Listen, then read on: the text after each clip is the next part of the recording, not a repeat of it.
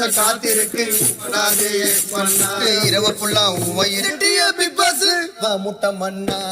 நண்பர்கள் அனைவருக்கும் வணக்கம். இன்னைக்கான 3வது ப்ரோமோ வந்துருச்சுங்க. அந்த ப்ரோமோல என்னெல்லாம் நடந்தது அப்படின்றத பத்தி தான் இந்த வீடியோல நம்ம பார்க்க போறோம். அதுக்கு முன்னாடி இந்த வீடியோக்கு ஒரு லைக் போடுங்க. அதே சமயம் கமெண்ட்ல ஏதாவது சொல்லணும்னாலும் சொல்லுங்க. லைக் பண்ணீங்கன்னா ஐப்னு ஒரு ஆப்ஷன் வரும். அதை பண்ணீங்கன்னா இன்னும் நிறைய பேர்கிட்ட இந்த வீடியோ கொண்டு போய் சேர்க்கப்படும். அதனால ஐப் பண்றதையும் நீங்க பண்ணுங்க. சப்ஸ்கிரைப் பண்ணாம இருக்கவங்க சப்ஸ்கிரைபும் பண்ணி வச்சுக்கோங்க. இப்போ நம்ம விஷயத்துக்குள்ள வந்துடலாங்க. 3rd ப்ரோமோ கொஞ்சம் வேஸ்டான ப்ரோமோன்னு சொல்லாங்க.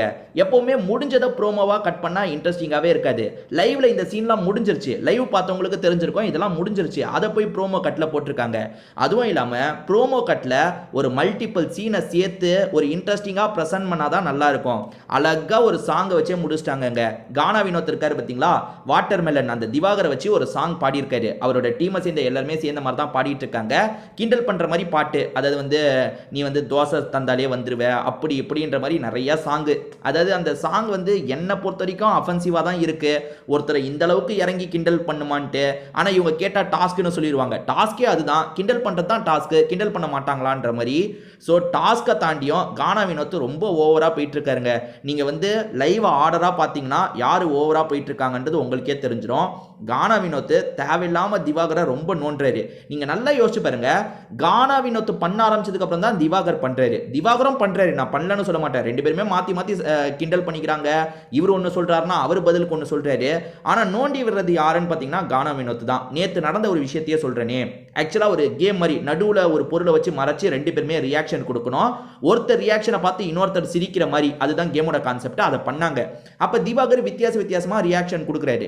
அந்த வித்தியாசமான எல்லா ரியாக்ஷனுக்கும் வினோத் கவுண்டர் கொடுக்குறேன்ற மாதிரி ஒரு மாதிரி கிண்டல் பண்ணாரு. உதாரணத்துக்கு அம்மா வென்று அழைக்காதன்னு ரஜினி சாங் ஒன்று வரும் பார்த்தீங்களா, அதுல அம்மா கையெல்லாம் கோண மாதிரி உட்காந்துருப்பாங்க. அந்த மாதிரி ஒரு ரியாக்ஷன் பண்றாரு. அப்ப அந்த சாங்கை பாடுறாரு. அதே சமயம் இதே பொசிஷன்ல இவர் மாறிட்டா நல்லா இருக்கும், நம்மளாம் நிம்மதியா இருக்கலாம்னு சொல்றாரு. ஓரளவுக்கு கிண்டல் பண்ணலாம். சரி, நீங்க அந்த மாதிரி கவுண்டர் எல்லாருக்குமா கொடுத்தீங்க? நேற்று அந்த கேமை சாண்ட்ரா விளையாண்டாங்க, பிரஜின் விளையாண்டாங்க, எஃப்ஜே விளையாண்டான், எவ்வளோ பேர் விளையாண்டாங்க. கானா வினோத் நீங்கள் எல்லாருக்கும் கவுண்டர் கொடுத்தா பரவாயில்ல, இவருக்கும் கவுண்டர் கொடுக்குறீங்கன்னு எடுத்துக்கலாம். இவருக்கு மட்டும் ஏன் கவுண்டர் கொடுக்குறீங்க? சரி, கவுண்டர் கொடுத்துட்டாருங்க. இவர் அப்போ கேம் விளையாடிட்டு இருக்கிறதுனால உடனே ரெஸ்பாண்ட் பண்ணல. எல்லாம் முடிஞ்சதுக்கப்புறம் இந்த மாதிரி பண்ணாதன்னு சொல்கிறாரு. அதை ஏன் இப்போ சொல்கிறேன்னு கானா வினோத் கேட்குறாரு. ஏங்க, அந்த கேம் விளையாடும் போது பேசக்கூடாதுங்க, ரியாக்ஷன் தான் கொடுக்கணும். கொஞ்ச நேரம் கழிச்சு சொன்னாலும் தப்பு தானே. நீங்க பண்ணது தப்பு தானே. அவர் நோண்டதுக்கு நீங்க தானே முதல்ல நோண்டுனீங்க. உடனே அதுக்கு என்ன கொண்டு வராருன்னா, ஏன் இப்பெல்லாம் என்கிட்ட பேச மாட்டேன், நீ தானே பேசலன்ட்டு.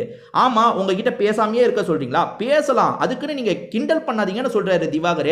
ஆனா அதை வினோத் புரிஞ்சுக்கிற மாதிரியே இல்லைங்க. ஏன் பிக் பாஸ் இன்னைக்கு உட்கார வச்சு அட்வைஸ் பண்றாரு. நீங்க சர்க்காஸ்டிக்கா பேசுறது நல்லா இருக்கு, பட் அதுல ஒரு லிமிட் இருக்கு. நீங்க எதிரில் இருக்கவங்கள காயப்படுத்திடுறீங்க. சாண்டியை உதாரணத்துக்கு எடுத்துக்கோங்கன்ற மாதிரி அவ்வளோ சொன்னாருங்க. அவ்வளோ சொல்லியே இவர் புரிஞ்சுக்கிட்ட மாதிரி இல்ல. ரொம்ப அவரை நோண்டிக்கிட்டே இருக்காரு. இப்ப இந்த ப்ரோமோ படி பாத்தீங்கன்னா திவாகர் அதை சிரிச்சு கேட்டுட்டு இருக்காரு. அதாவது ப்ரோமோ என்ன பண்றது, அந்த கேமோட கான்செப்ட்ல இவர் இதை கொண்டு வராரு. நம்ம சிரிச்சுதான் ஆகணும்ன்ற மாதிரி தான் திவாகர் உட்காந்து சிரிச்சிட்டு இருக்காரு.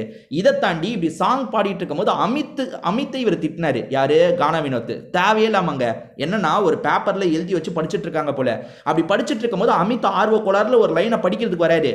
அந்த லைனை அந்த டோன்ல படிக்க கூடாது போல, வேற டோன்ல பாடணும் போல.